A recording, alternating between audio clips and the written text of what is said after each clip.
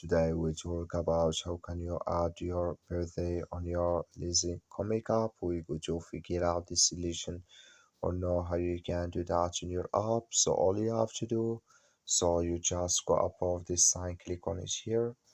Then it's going to show for you a list like this. Then all you have to do, just click here on settings.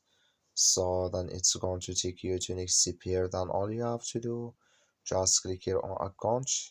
Then it's going to take you to next here. Then all you have to do now, you just click here on date of birthday and change it here.